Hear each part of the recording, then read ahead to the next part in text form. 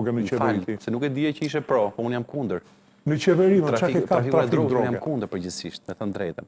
Edhe mashtrimet, edhe korrupsion, përgjithsisht unë jam kundër. Nuk e di se çfarë qëndrimi ke ti. Ndoshta je pro. Jo, ma unë jam pro, Unë jam kundër përgjithsisht. Por sepse me sa diu në Shqipëri janë të rrezikshme, kundërligjshme. Ka edhe shumë, e di shumë Që ta mbyllim të debatin se më duhet kryer zotin Gjoni për protestë. Jam kundër këtyre baronëve të drogës që futen në qeveri, bëhen deputet. Futen në qeveri. Se kush jeton dhe kush nuk jeton. Tani nëse do rishë do kapë se u fut një. Nëse ti je pro, okay, fut një, po mirë, tani. Po çfarë them tash? Shikoj, nëse ti je son kështu, je pro. Sepse ai që është futur aty në atë kohë s'ka qenë njeri i dënuar. Kush? Ky drogës, unë si dia them. Po si ka mundësi që e gjithë bota i thoshte që shikoj se kujdesa i merr me drogë dhe ky vënte avokatin që asolci nuk ja bëri. Fuqive, po lemo, ti nuk ke asnjë argument të organizmave ligjzbatuese, qoftë edhe perëndimore, që qeveria shqiptare është e lidhur me drogën. Mirë, dëgjoj, Bledi, se është debati gjatë ky po. Dokumenti i Departamentit Amerikan të Shtetit. Nuk e thot ashtu më burda me spekulime. Deklarata e Marco Rubios është debati gjatë, Bledi. Mos e kam, do ta interpretosh ti, po s'ka lidhje fare me Shqipërinë. S'ka lidhje me Shqipërinë. Gjej mua një urim të Marco Rubios në ditën e parësisë një vërtet që ka bërë atë që ka bërë për Shqipërinë. Marco Rubios nuk ka frikë ti thotë ti vëj emrin në qeverisë shqiptare. Kështu që mos i lidh fare. Ja vuri. Debati gjatë. Për një sekundë. Zoti Gjoni. Dhe mbas kësaj, atë që kishte hyrë ke zyra Ramës e shpalli edhe në grata familjarisme që era fjala. Atë trafikantin e drogës një çik nga propaganda e djathtë dhe begazotari. Nëse Marco Rubio bën një deklaratë kundër trafiqeve të drogës, ja ka qefi juve të qeverisë shqiptare. Disa Gazi është një çun shumë i mirë more, se nuk e ndjek drejtësi, po na del që na pas ka marr peng gjithë Shqipërinë, e kupton? Ky Ergysa Gazi dhe i pa 6 muaj njësoj këtë thënë dhe për këtë, që ky s'është ka se nuk ka lidhje. Ky është një burr i mirë, ky është qytetar i lirë. Po na doli që ky kontrollonte shtetin. Se s'po them ndonjë gjë tjetër. E kupton? Mirë, të shtetit, e kupton? Jo më jo, po këto gjykon ti. Kështu kemi edhe po nuk e kam këtë kompetencë. Nuk e kam këtë kompetencë. Kupton? Se kam këtë kompetencë. Jam i ftohtë. Po presë nga drejtësia, ata që e zbuluan, ata kanë përfunduar në fundit. Tash Nuk është ministër. Nuk është as kryeministër.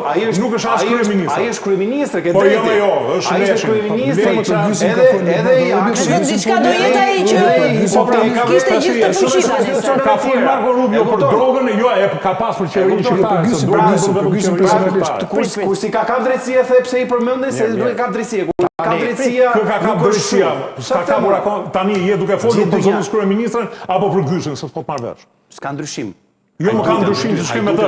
Ka ndryshim të dy. Po ka ndryshim Fatulli Manjani ti Gysi është as di çfarë, as di çfarë është hajdut. As ministër, as Unë mendoj që ata nga i vinte gjithë fuqi Gysit. Dhe pa put koka gjarësh, sigurisht që ne do flasim për këtë. Dhe këtu e kanë fajin opozita dhe propaganda e opozitës, që u pasën më për vetëm se kush nuk mund të futet në harojeni, në qoftë se jeni katërdistë në diskutë, që të marrë pushtetin nëpërmjet drejtësisë ka ta marrë një. Nuk e dua unë atë, nuk e parë. Mos u abisi kur ti u shkoj për vizitë në shtëpinë e bardhë. Nuk mos hartë opozita në pushtet. Vetëm që të bëjmë avokatin e trafikantëve drogës në studio, e Gysit, e të Belindës, e të Rioni, e gjithë hajdutëve që janë certifikuar me akuzat. I certifikoti, jo drejtësi që të pëlqen ty, kur i akuzon, prit mba gojen që të thuash fjalën e fundit edhe kur ti dënoj. Po jo tani ka një akuzë, se çohet një prokuror, Dritan Premçi, ndërsa u them, kjo është shumë ndërsa Sali Berisha zotrote ke thënë që shumë mirë bën të korruptorit, se erdhi koha, erdhi qeni të ngordhit. Po, kur sa edhe kur e to Ilir Meti njësoj dhe shumë e ka qenë të shpërgjigjen aty. Nuk e ka thënë Ila. Jo. Republika Jo, mos më di fjalë. Kur e ke dëgjuar për Berishën nga unë? Nuk e ka thënë, nuk e ka. Kur? Kështu që Bledian, nëse do të flasësh ta më bare fjalë. Dëshmitare, edhe për Meta. Jo. Nuk ta lejoj këtë. Narrativa kjo ka qenë. Për Berishën bile kanë thënë diçka tjetër. Që ty sa merr mendja. Kam thënë Berishës, shteti shqiptar duhet i paguaj që të heqin ngratën. Sepse ka qenë president i vendit dhe kryeministër për 13 vjet. Këtë kam thënë unë për Berishën. S'kam thënë ndonjëherë unë i korruptuar i poshtër i bën mirë shefun e burg. Jo, dhe që është njohur për shtetin shqiptar, për rastin e Metës. Këtu dolëm jashtë teme. Jo, dakor, se jemi jashtë teme pak. Dole jashtë teme. Punë apo jo? Prit. Drejtësia bëjnë punë, duhet bëjnë punë. Dole jashtë teme Ju mos po dalin jashtë temën, po them edhe Jo, Gjoni, mos më rrimë këtu se s'kemi më kohë tani. Protesta e të shtunës, çfarë ndodh? Çfarë do bëni? Tani. Keni një skenar? Partia Demokratike është angazhuar që të organizojë proteste më të madhe dhe më të fuqishme kombëtare. Që protesta do ketë një qasje komplet ndryshe nga protestat e tjera për këtë padyshim. Por skenaret nuk mund të zbulohen në studiet televizive në lidhje me mënyrën se si do menaxhohet çështja e protestës.